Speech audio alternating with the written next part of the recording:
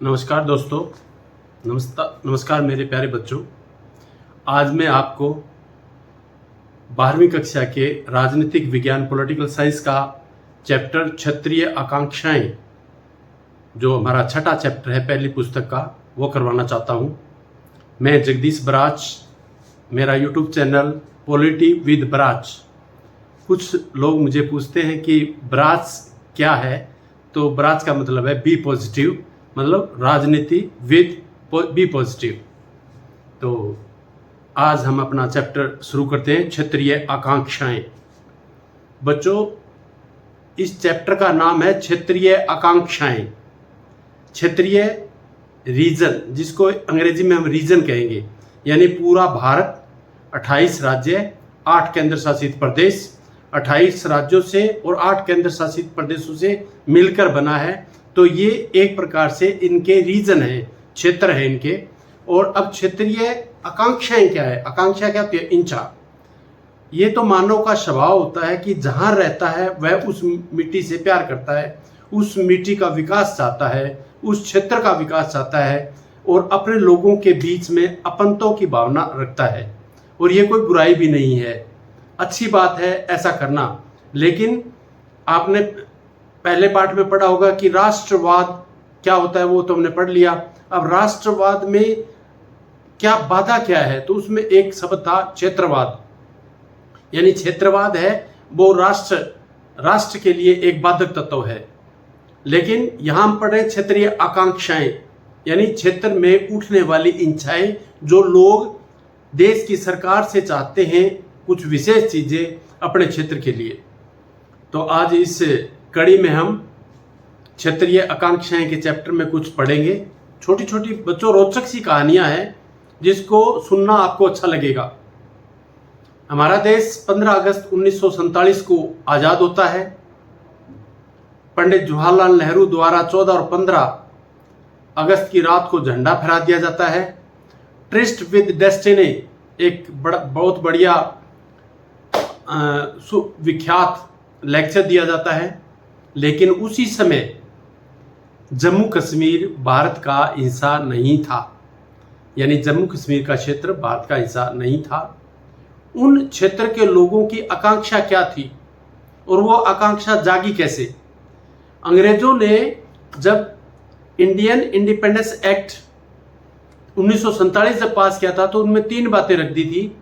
या तो आप भारत में शामिल होइए, या आप पाकिस्तान में शामिल होइए, या फिर स्वतंत्र रहिए। तो इन तीनों बातों ने भारत के अनेक क्षेत्रों में लोगों में क्षेत्रीय आकांक्षाओं को बढ़ावा दे दिया। और इसी कड़ी में सरदार पटेल को बहुत ज़्यादा मेहनत करनी पड़ी। पूरे भारत को, जो आज आपके सामने भारत का चित्र है, उसको इकट्ठा करने में बहुत ही मेहनत करनी पड़ी। मैंने पीछे आपको ये भी बताया था, हैदराबाद, जूनागढ़, जम्मू कश्मीर, मणिपुर और त्रावणकोर, इन्होंने शामिल होने से मना भी किया था। और 15 अगस्त 1947 को जम्मू कश्मीर भारत का हिस्सा नहीं था। उस समय राजा हरि सिंह नाम का एक व्यक्ति उसका शासन चला रहा था। और एक खास बात उस समय के जम्मू कश्मीर में ये थी कि वहाँ राजा हिंदू था और प्रजा थी वो ज़्यादातर मुस्लिम थी। एक अन्य शख्स भी था जो काफ़ी लोकप्रिय था उसमें, वो था शेख अब्दुल्ला। उन्होंने अपने क्षेत्र में एक आंदोलन चला दिया, जन आंदोलन, और कहा कि हमें राजा नहीं चाहिए, हमें लोकतंत्र चाहिए। और सीधा ऐलान कर दिया कि राजा हरि सिंह को अपना पद अब छोड़ देना चाहिए। राजा हरि सिंह ना तो भारत में मिलना चाहता था, ना पाकिस्तान में मिलना चाहता था। उसका इसके पीछे कारण ये था कि वो सोचता था यदि भारत में शामिल हो गया तो एक छोटी सी स्टेट बन जाएगा, अब तो तू राजा है। और मुस्लिम धर्म के आधार पर पाकिस्तान बना था, इसलिए उसमें भी नहीं जाना चाहता था। शेख अब्दुल्ला पाकिस्तान में भी जाना नहीं चाहता था, इसलिए उसने जन आंदोलन चलाया राजा के खिलाफ और राजा हरि सिंह ने उसको पकड़ के जेल में डाल दिया। अब यानी अगस्त को हम आज़ाद होते हैं, सितंबर और अक्टूबर 20 अक्टूबर 1947 को पाकिस्तान की सेना, जिनको कबायली हमला कहा गया, उन्होंने कहा कि सेना की वर्दी उतरवाकर कुछ लड़ाका जो कबायली लोग थे उनको ट्रकों में भर भर कर कश्मीर की ओर भेजना शुरू कर दिया।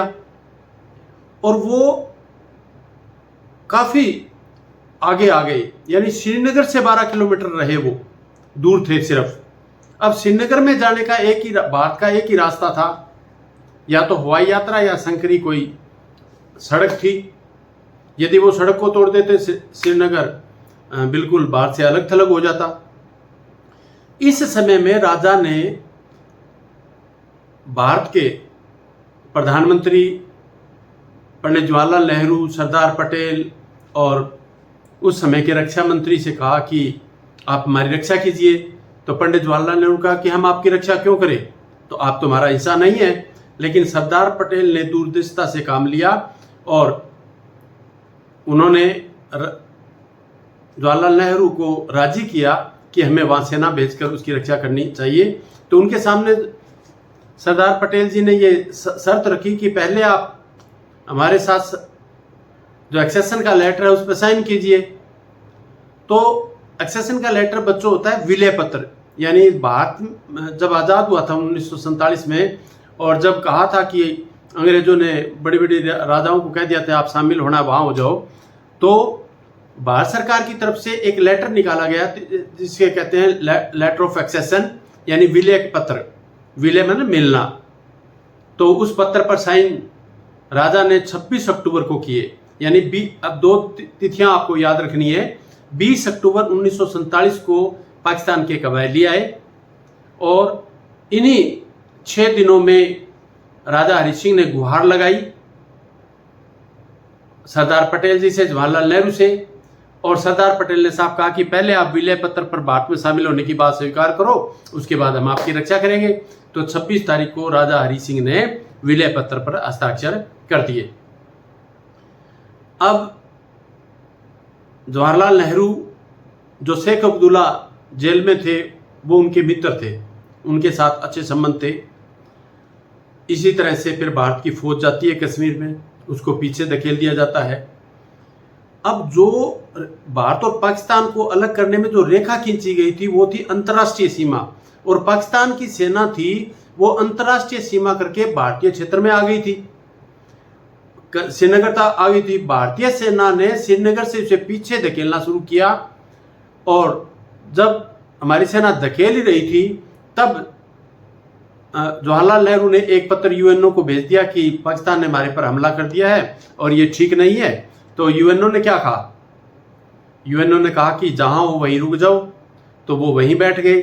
आज जिसको बच्चों हम पीओके कहते हैं वो वही क्षेत्र है, अंतर्राष्ट्रीय सीमा, और जहां पाकिस्तान की सेना बैठी थी उसके बीच के क्षेत्र को पीओके कहते हैं, यानी पाकिस्तान ओकोपाइड कश्मीर।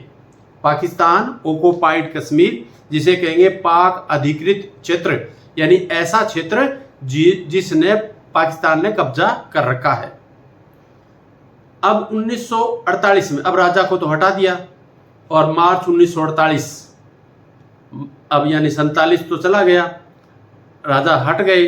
अब प्रधानमंत्री पंडित जवाहरलाल नेहरू ने शेख अब्दुल्ला को भारत जम्मू कश्मीर का प्रधानमंत्री मान लिया, और हमारे संविधान में भी एक धारा जोड़ दी 370 और 35 से, और जिसमें यह व्यवस्था कर दी गई कि भारत की संसद द्वारा बनाया गया कोई भी कानून तब वहां लागू होगा जब जम्मू कश्मीर की विधानसभा उसे पास कर देगी।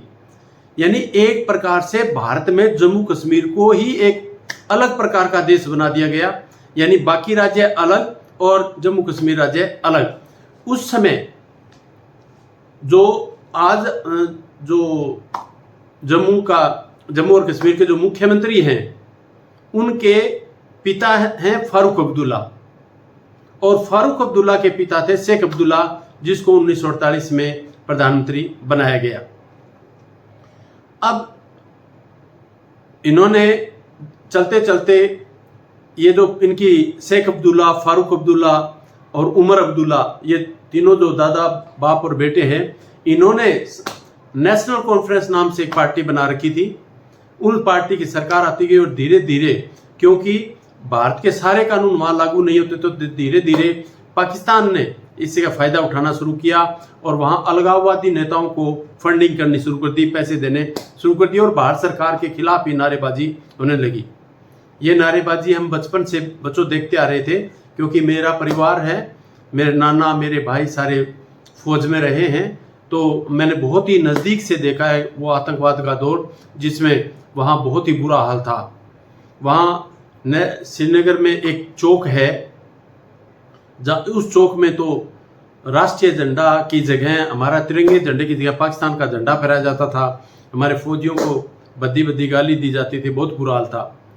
तो ऐसी अलगाववादी ताकतों ने, जो 1980 तक तो ठीक रहा, लेकिन 80 से 90 के बीच में बहुत ज़्यादा आतंकवाद हुआ और 90 आते आते तो बहुत ही बुरा हाल हो गया। वहाँ जितने कश्मीरी पंडित थे उनको मार भगाया वहाँ से। तो जम्मू कश्मीर भारत के साथ क्यों नहीं जुड़ पाया? दो कारण से। एक तो वहाँ अलगाववादी ताकतें, यानी उन लोगों की क्षेत्रीय आकांक्षाएं थी कि हमें भारत में नहीं रहना। यानी अब जम्मू कश्मीर में दो प्रकार के लोग थे। एक वो लोग जो पॉलिटिकली तो चाहते थे भारत के साथ जुड़े रहना, लेकिन हमारी स्वायत्तता अलग रहे, हम खाम अलग बने रहे, लेकिन रहे भारत के साथ। और एक ऐसा बहुत बड़ा वर्ग पैदा कर दिया वहाँ पाकिस्तान के कुचालों के कारण और हमारी केंद्र सरकार की गलत नीतियों के कारण एक ऐसा वर्ग पैदा हो गया जो कहता था कि हम भारत के साथ रहना ही नहीं चाहते। तो ये सारी स्थिति किसके कारण थी? ये थी 370 धारा और 35A के कारण। यानी संविधान में 370 धारा ऐसी लिख दी गई उस समय 1948 में कि जम्मू कश्मीर में कोई कानून तभी लागू होगा तब वहाँ की विधानसभा है वो उसे स्वीकार कर लेगी, और कभी उन्होंने स्वीकार करना भी नहीं था। अब स्वायत्तता की मांग बढ़ती गई, विशेष दर्जा दे दिया गया, और जब वो सेना अलग बैठी थी, पीओके जो बना था, उसमें यूएनओ ने एक फैसला सुनाया था कि एक दिन हम जनमत संग्रह कराएंगे। तो उन्होंने दो शर्तें रखी थी कि जनमत संग्रह होगा, लेकिन होगा कब? जब पाकिस्तान की सेना वापस इंटरनेशनल बॉर्डर से बाहर चली जाएगी। लेकिन इंटरनेशनल बॉर्डर से वो कभी पाकिस्तान की सेना गई नहीं, और इसलिए वो जनमत संग्रह नहीं हुआ। स्वायत्तता की बढ़ती मांग ने एक बहुत ही बड़ा आंदोलन खड़ा कर दिया। उसी समय में एक पार्टी हुआ करती थी बच्चों, जनसंघ, जिसके कर्ता धर्ता, जिसके संस्थापक थे श्यामा प्रसाद मुखर्जी। उन्होंने इस चीज का विरोध किया था 370 और 35A का। उन्होंने कहा था एक राष्ट्र है हमारा और एक ही झंडा होगा, एक ही संस्कृति होगी, एक ही संविधान होगा और एक ही विधान होगा। विधान मतलब कानून। ये बात उन्होंने कही थी। और बच्चों यही बात थी कि आगे चलकर जो जनसंघ था वही 1980 में बीजेपी बनती है, और बीजेपी ने ही जो 5 अगस्त 2019 को 370 जो धारा थी 35A थी उसे खत्म किया, जम्मू कश्मीर का राज्य का दर्जा खत्म किया, जम्मू कश्मीर को दो भागों में बांट दिया, एक जम्मू कश्मीर और एक लद्दाख, दोनों को केंद्र शासित प्रदेश बना दिया। और आज जम्मू कश्मीर एक केंद्र शासित प्रदेश है और लद्दाख है वो दूसरा केंद्र शासित प्रदेश है। तो हमारे केंद्र शासित प्रदेश 5 अगस्त 2019 से पहले 7 थे, वो हो गए 9, और राज्य 29 थे, वो हो गए 28।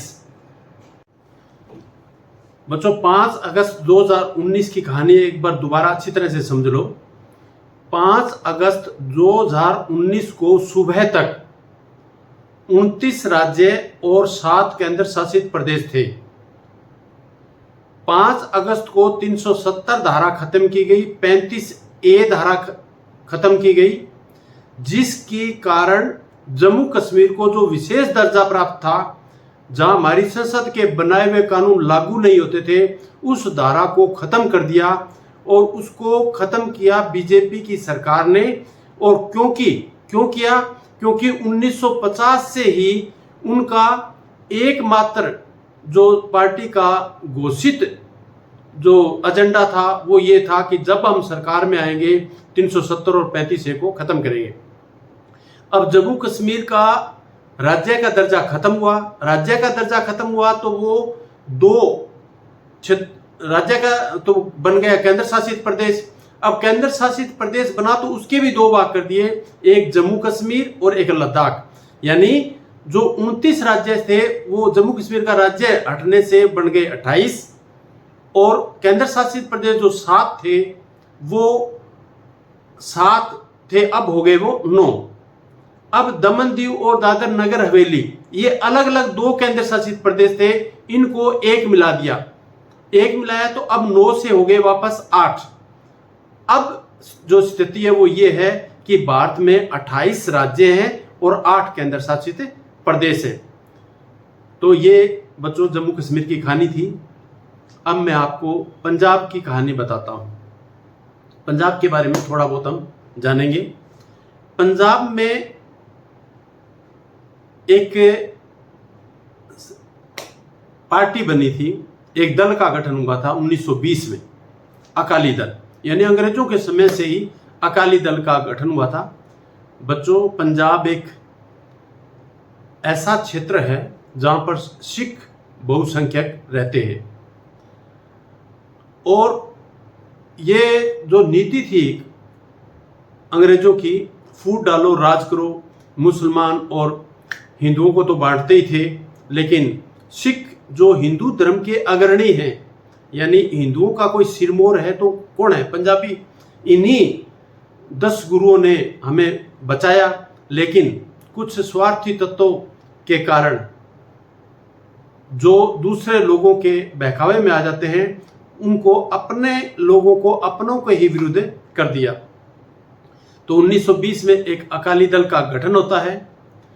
पंजाबी राज्य के लिए आंदोलन किया जाता है। जब देश आज़ाद होता है उसके बाद में काफ़ी मांग होती है कि पंजाबी भाषी क्षेत्र को अलग कर दिया जाए। ये भी एक क्षेत्रीय आकांक्षा थी, यानी पंजाबी बोलने वाले लोगों में ये एक इच्छा थी कि उनका एक ऐसा राज्य बने जो पंजाबी बहुसंख्यक हो, और कोई बुराई भी नहीं है, ये आकांक्षाएं तो सभी जगह होती है। तो एक पंजाब में आंदोलन होता है और 1966 में इस क्षेत्र को 2 भागों में बांट दिया जाता है, एक भाग हरियाणा और दूसरा पंजाब, और एक पहाड़ी क्षेत्र था वो हिमाचल प्रदेश भी इसी पंजाब का एक हिस्सा हुआ करता था कभी, वो भी एक भाग हो गया। और इस हिमाचल प्रदेश को 1971 में एक नए प्रदेश हिमाचल प्रदेश के रूप में मान्यता दे दी गई। तो 1966 में 2 राज्य बनते हैं, पंजाब और एक हरियाणा, और 1971 में बनता है उसी का एक हिस्सा हिमाचल प्रदेश। अब पुनर्गठन के बाद पुनर्गठन हो गया, पंजाब अलग बन गया, हरियाणा अलग बन गया, तो अकाली दल की सरकार है वो आती रही।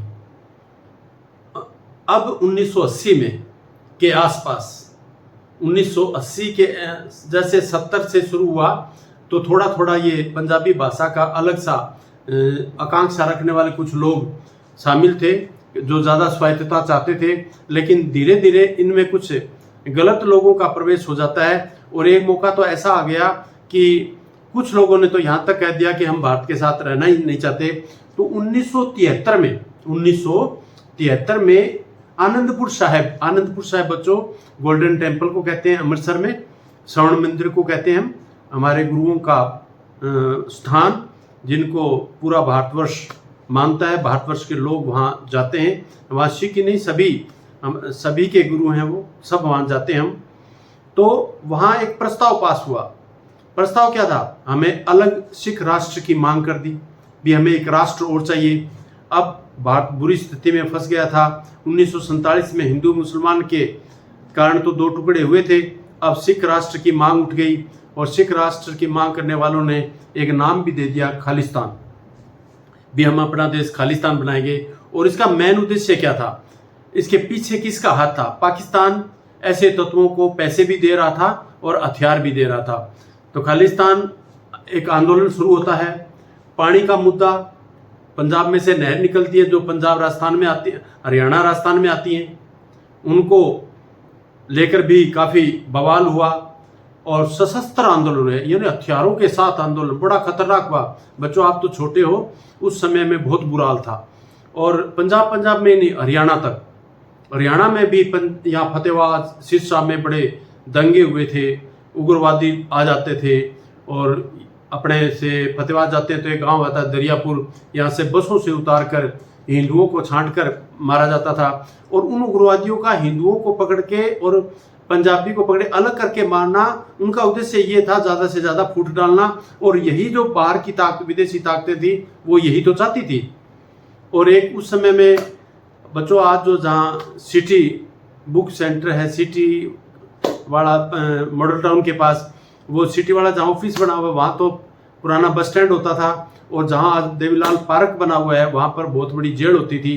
तो शाम के 5 बजे के समय बसें चलने वाली थी तो काफ़ी सारी बसों में बम विस्फोट हुए थे, जिसमें मेरे गांव के 2 व्यक्ति, एक श्री गोकल कासनिया जो आज अब जिंदा नहीं है, और एक श्री इंद्रपाल कासनिया जो आजकल आदमपुर में रहते हैं, उनको भी काफ़ी सारी चोटें लगी थी। आज भी उनके हाथों पर चोट के और उन बम के निशान हैं। तो इस प्रकार के आंदोलन ये चला था। लेकिन 1980 के ख़त्म होते होते उस उग्रवाद को दबा दिया गया और इन आतंकवादियों को भी काफ़ी धरपकड़ हुई, मारा भी गया। और अब पंजाब में शांति है और पंजाब में चुनाव हो रहे हैं और एक लोकप्रिय सरकार जिसको जनता वोट देती है वो बन रही है। और जो क्षेत्रीय आकांक्षाएं जो स्वायत्तता की थी, उद्योग धंधों के विकास की थी, आर्थिक थी, सामाजिक थी, धार्मिक थी, वो होनी भी चाहिए। लेकिन जो अलग होने की क्षेत्रीय आकांक्षा जो हमारे राष्ट्र के खिलाफ थी, उसको बुरी तरह से कुचल दिया गया और अब ऐसी कोई स्थिति नहीं है। ये हमारी थी पंजाब की स्थिति। पंजाब की उस दौरान एक ऐसी कुछ अन्य घटनाएं घटी थी, वो मैं आपको बता देता हूँ।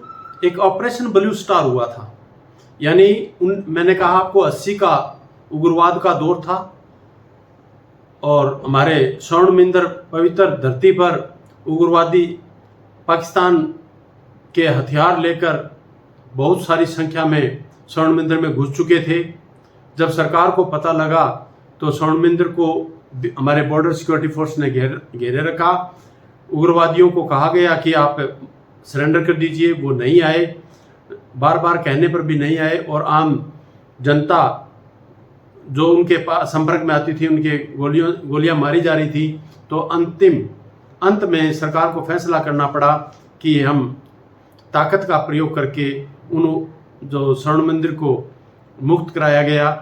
और उसी दौरान हमारे स्वर्ण मंदिर को भी नुकसान पहुंचा। जो सिख धर्म के जो पवित्र स्थान है स्वर्ण मंदिर, उनके लिए बहुत ठेस का विषय था। उन्हें दुख हुआ कि सरकार ने इस स्वर्ण मंदिर हमारे गुरुओं के स्थान को चोट पहुंचाई है, तो उन्हें काफ़ी मानसिक पीड़ा हुई। और ये समय था 1984 का, ये 5 जून 1984 की बात है बच्चों।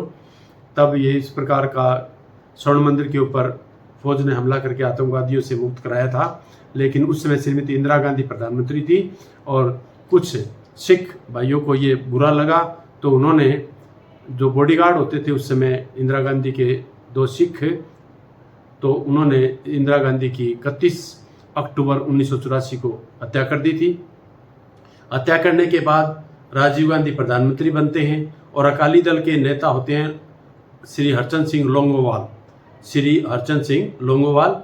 राजीव गांधी ने लोंगोवाल और अकाली दल से बात की, कहा कि जो देश में बुरी स्थिति हुई है, क्योंकि ऑपरेशन ब्लू स्टार के बाद इंदिरा गांधी की मौत हो गई और मौत होने के बाद उससे भी बुरा घटना घट गई देश के लिए, जो बिल्कुल ही बुरी थी। वो ये थी कि दिल्ली में और हरियाणा के कुछ शहरों में और सिख भाइयों के साथ बहुत ही बुरा व्यवहार हुआ, उन्हें कत्ल कर दिया गया। और यहाँ तक कुछ लोग कहते हैं कि 2000 सिख दंगे में सिख मारे गए थे, लेकिन कुछ एक रिपोर्ट तो ये भी 3184 लोगों की भी रिपोर्ट आई कि इतने लोग, निर्दोष लोग, यानी आतंकवादी कोई थे स्वर्ण मंदिर में जो पाकिस्तान की फंडिंग लेके उग्रवाद फैला रहे थे। लेकिन इंदिरा गांधी के मरने के बाद जो सिख भाई मरे वो बिल्कुल निर्दोष थे, वो आम जनता थी और कुछ जो इस प्रकार की गलत बातें करने वाले गलत लोग जो समाज में दंगा फैलाने के लिए उतारू रहते हैं, उन लोगों ने सिख भाइयों को दरिंदगी से मारा, जिसके कारण काफ़ी सारा रोष हुआ। लेकिन राजीव गांधी ने इस स्थिति को संभाला और उन्होंने अकाली दल और अर्चन सिंह लोंगवाल से बात की और बात करने में एक समझौता हुआ उनका, जिसको राजीव गांधी लोंगवाल समझौता कहा जाता है। राजीव गांधी लोंगवाल समझौता जुलाई 1985। उसमें समझौते में 5 बातें थी। चंडीगढ़ को पंजाब का अधिकार है, यानी चंडीगढ़ को पंजाब को दे दिया जाएगा, क्योंकि हरियाणा और पंजाब की राजधानी बच्चों चंडीगढ़ है, यानी हरियाणा की भी है और पंजाब की है। दोनों राज्य दावा करते हैं कि ये हमारे क्षेत्र है। लेकिन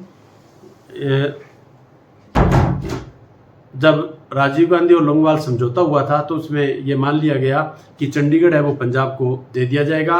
और हरियाणा और पंजाब की जो सीमा के कुछ विवाद थे, कुछ गांव हरियाणा कहता है कि ये हमारे हैं, कुछ पंजाब कहता है कि हमारे हैं, क्योंकि सिरसा के साथ डबाड़ी के साथ लगते कुछ क्षेत्र ऐसे थे जो पंजाबी क्षेत्र हैं वो आ गए हरियाणा में, और कुछ बागड़ी क्षेत्र हैं जो चले गए पंजाब में। तो उनकी अदला बदली का भी मामला था। एक गांव कंदू खेड़ा है जिसके बारे में एक कहावत भी चल पड़ी है कि जब भी कोई समस्या होती है तो कहते हैं कि ये तो कंदू खेड़ा हो गया, यानी एक कंदू खेड़ा गांव के लिए पंजाब भी कह रहा है मुझे लेना है और हरियाणा भी कह रहा है मुझे लेना है। तो इस प्रकार की बातें हुई। तीसरी बात हुई कि रावी नदी का जो पानी है उसके लिए हरियाणा, पंजाब और राजस्थान में बांटने की बात हुई। इस पर भी राजी थे वो। नदी के संबंध में कहा गया कि एक ट्रिब्यूनल बनाया जाएगा, यानी न्यायाधिकरण, यानी एक कमेटी बनाई जाएगी जो इस प्रकार का फैसला करेगी। और मुआवजे के स्थान भी रखा गया कि इस विषय पर यदि एक राज्य ज़्यादा कम यदि प्रयोग होता है तो मुआवजे के रूप में भी व्यवस्था थी।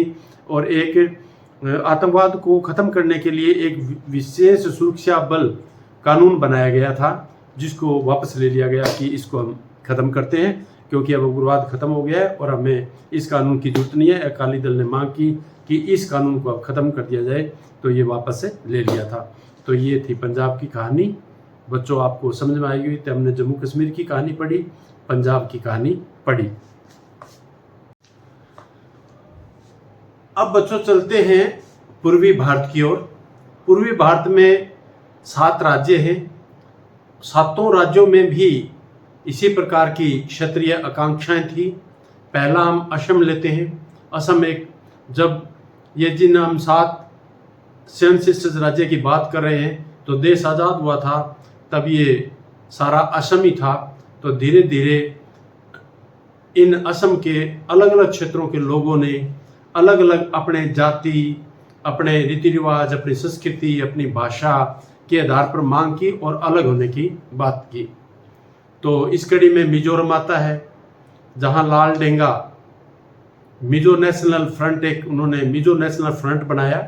मिजो नेशनल फ्रंट, लाल डेंगा थे उनके नेता, और राजीव गांधी ने लाल डेंगा से समझौता किया और उन्होंने उनकी जो मांगे थी वो कुछ हद तक जो स्वीकार करने योग्य थी वो स्वीकार की।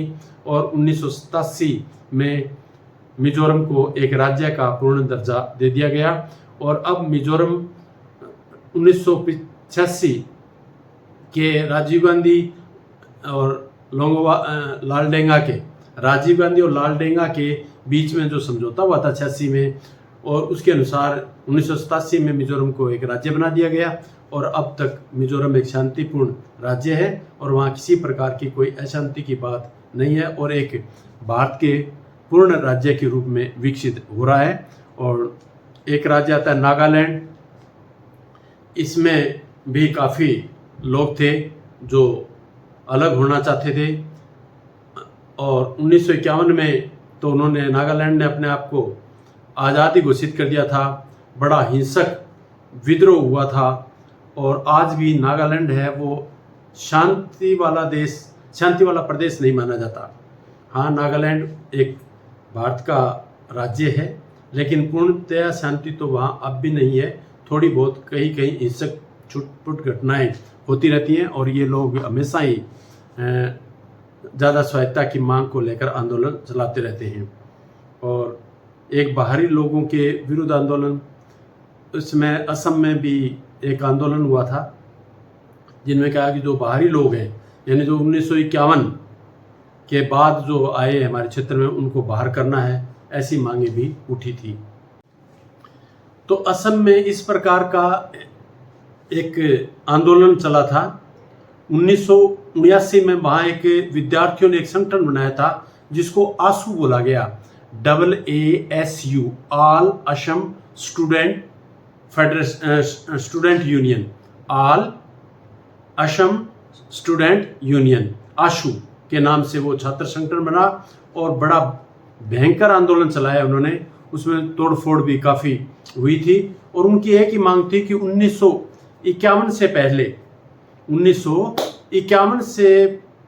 पहले जो लोग यहाँ थे वो तो यहाँ रहें, और 51 के बाद जो लोग यहाँ आकर बस गए उनको बाहर करो, वो असम के नहीं हैं और वो हमारी संस्कृति के और हमारे रीति रिवाजों के अगेंस्ट है, और उनको हम अपने राज्य में नहीं रखेंगे।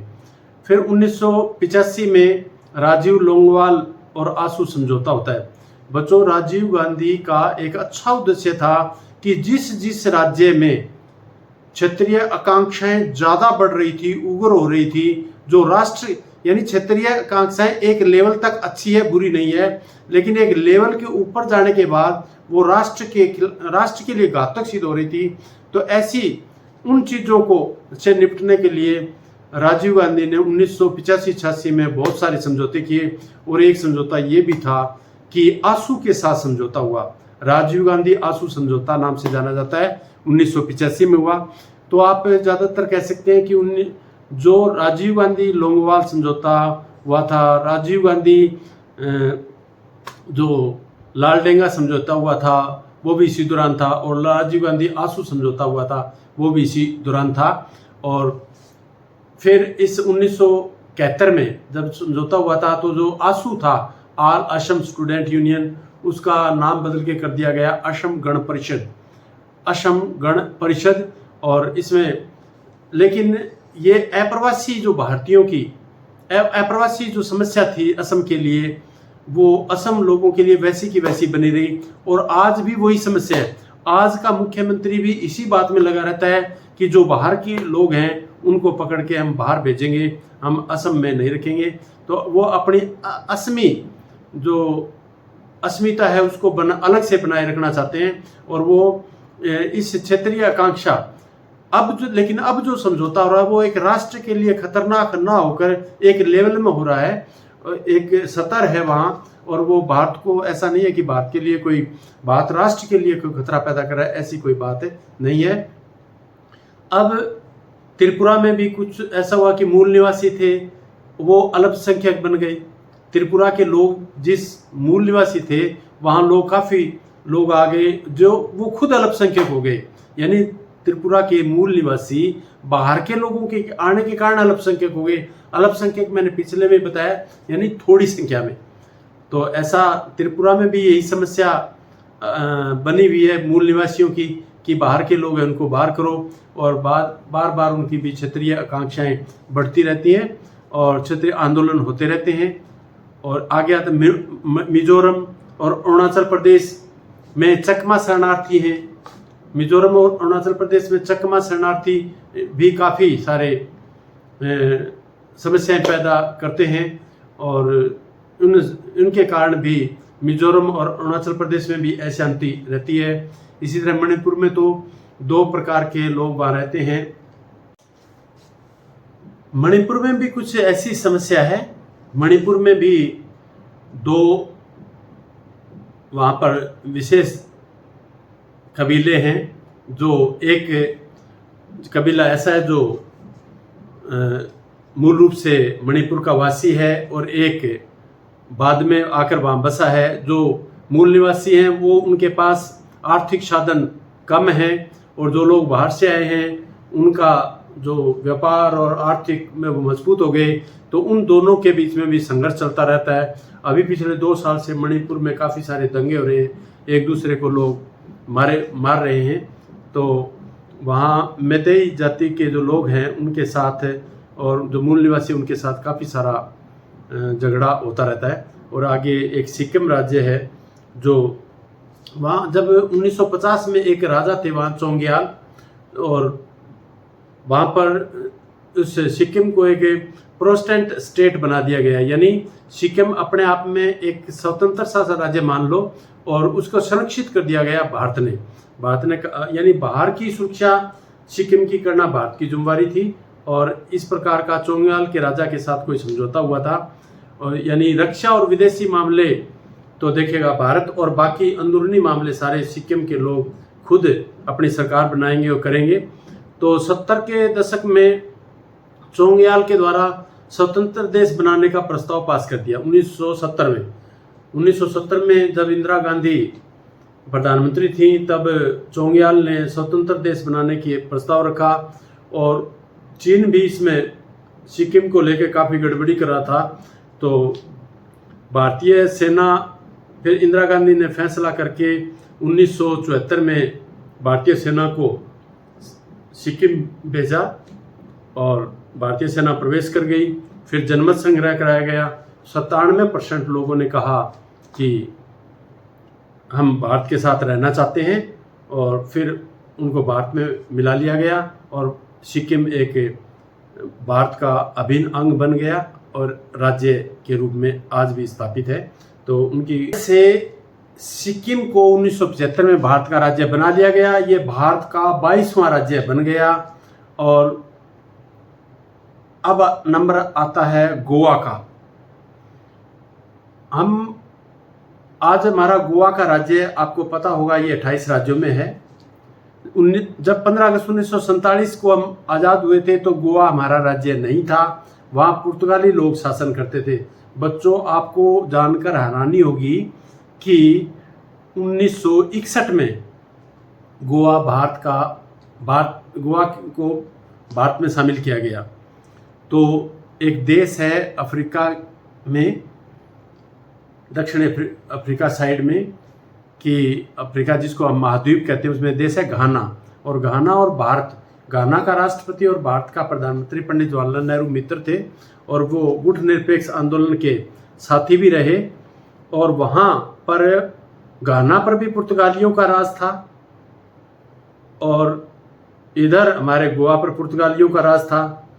हम गोवा के साथ देश के आज़ाद होने के 10 साल तक भी हमने कोई ज़्यादा उनके साथ कुछ नहीं, कभी कठोर रूप से नहीं कहा कि आप चले जाओ। क्योंकि जो जवाहरलाल नेहरू थे वो चाहते थे कि एक बार अंदरूनी समस्याओं से निपट लिया जाए। लेकिन घाना में पुर्तगालियों ने घाना के लोगों के साथ बुरा व्यवहार किया।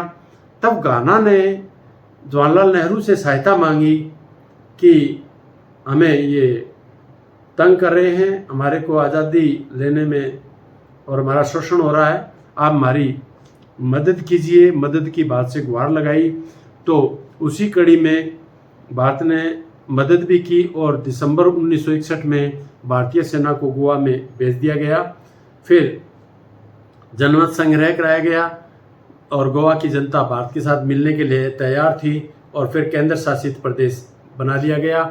और 1987 में जब राजीव गांधी की सरकार थी तब उसको गोवा को एक राज्य के रूप में पूर्ण दर्जा दे दिया गया। आज गोवा भारत का एक राज्य है।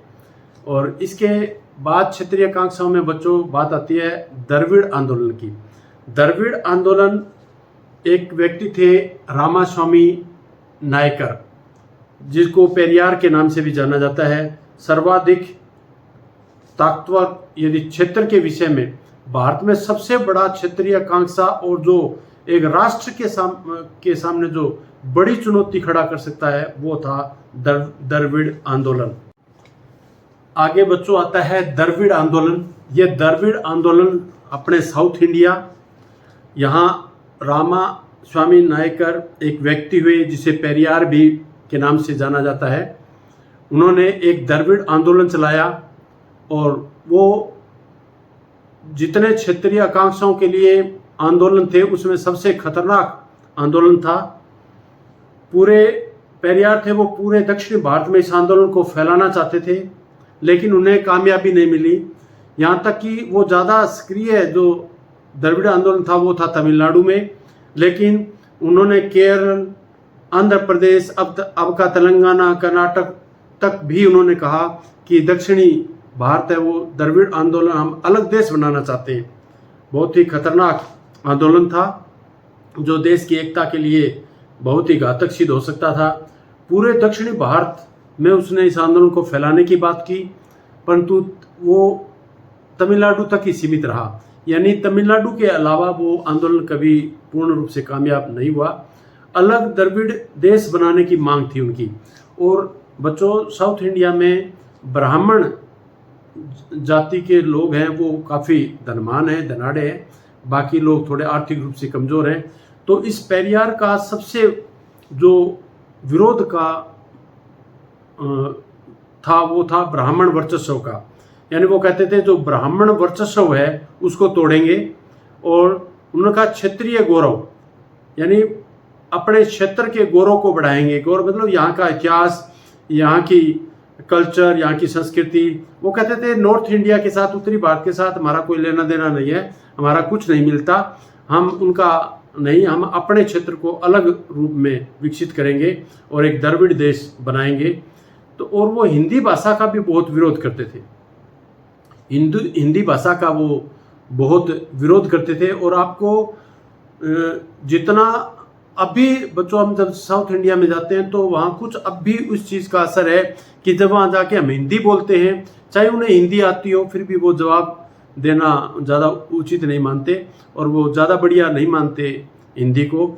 और अब जैसे जो नेशनल एजुकेशन पॉलिसी 2020 में 3 भाषाओं की बात आई थी, भी 3 भाषाएं होगी, एक क्षेत्रीय भाषा होगी, एक मातृभाषा होगी, एक किसी भाषा अन्य को, हिंदी को अपनाया जा सकता है। इस प्रकार के जो त्रिभाषीय फार्मूला रखा गया था उसका भी वहाँ अब भी काफ़ी विरोध हो रहा है और वो हिंदी को स्वीकार करने के लिए राजी नहीं है। तो एक वहाँ पर दल बने थे जो आज कल भी वो जीवित है तमिलनाडु में, उन दलों की जो अस्तित्व आज भी है, तो उसके बारे में मैं थोड़ा बताता हूँ। सबसे पहले ये जो दल बना था, पेरियार ने बनाया था, वो था द्रविड़ कड़गम डीके। फिर डीके टूट गया, 2 हिस्सों में बट गया। एक बन गया डीके यानी द्रविड़ कड़गम रहा, जिसके पेरियार के लोग, ज़्यादा सख्त लोग, यानी जो देश ही अलग बनाना चाहते थे ऐसे लोग थे। और दूसरे तरफ थे डीएमके के लोग, जो द्रविड़ भाषा को, द्रविड़ कल्चर को तो आगे रखना चाहते थे, वो अपने क्षेत्रीय गौरव की बात करते हैं, लेकिन उन्होंने देश से अलग होने की बात नहीं की। तो वो एक बन गया डीएमके, तो इसका नाम रखा गया डीएमके, यानी डीके के बीच में एम और आ गया, उसको गया द्रविड़ मुनेत्र कड़गम। और ये अन्ना दुरई उस समय थे इसके मेन अध्यक्ष, अन्ना दुरई के बाद में एक इसी से आगे निकला AIDMK, all India Dravida Munnetra, AI जुड़ गया। अब DMK के आगे AI जुड़ा, तो इसकी जो मेन कर्ता धर्ता थी वो थी जयललिता, जो फिल्म बनाती थी, बहुत ही लोकप्रिय हीरोइन थी। और वो उसने AIDMK दल बनाया और वो तमिलनाडु की काफ़ी लंबे समय तक मुख्यमंत्री भी रही। और दूसरी तरफ जो DMK था उसमें एक और नेता जो लोकप्रिय हुए वो थे करुणानिधि, और आज जो उनका ही बेटा है स्टालिन। वहाँ जैसे उत्तरी भारत में कई पार्टियों के पिता पुत्र मुख्यमंत्री बदलते रहते हैं, पिता पुत्र ही रहते हैं, ऐसे वहाँ भी DMK हैं, जो पहले करुणानिधि थे, आजकल उनके बेटे स्टालिन हैं। और ये पार्टी तमिलनाडु में काफ़ी मजबूत है। जयललिता के मरने के बाद AIDMK है वो कमज़ोर पड़ गई है। तो उस समय उनकी मांगे थी, वो 3 मांगे थी। एक वहाँ उस समय एक रेलवे स्टेशन था जिसका नाम डालमियापुर कर दिया था। डालमियापुर जैसे भारत में बच्चों टाटा, बिरला, ये जो बड़े खानदान औद्योगिक खानदान हैं, उनमें एक डालमिया परिवार भी था। तो एक स्टेशन था, उनका नाम डालमिया रख दिया था, डालमिया। तो उन्होंने कहा कि इस डालमिया उन्होंने स्वीकार नहीं किया, आंदोलन चलाया और उन्होंने वापस उस स्टेशन का नाम कलाकुडी रखा, कलाकुडी। तो डालमियापुर से कलाकुड़ी कर दिया। एक स्कूली शिक्षा में वो तमिल संस्कृति को बढ़ावा देना चाहते थे, यानी वो कहते थे भारतीय इतिहास नहीं, हमें तमिल इतिहास पढ़ाना है। और वो ब्राह्मणवादी जो वर्चस्व था उसके भी बहुत खिलाफ थे, और हिंदी राजभाषा के रूप में वो स्वीकार करने बिल्कुल भी इसके पक्ष में नहीं थे।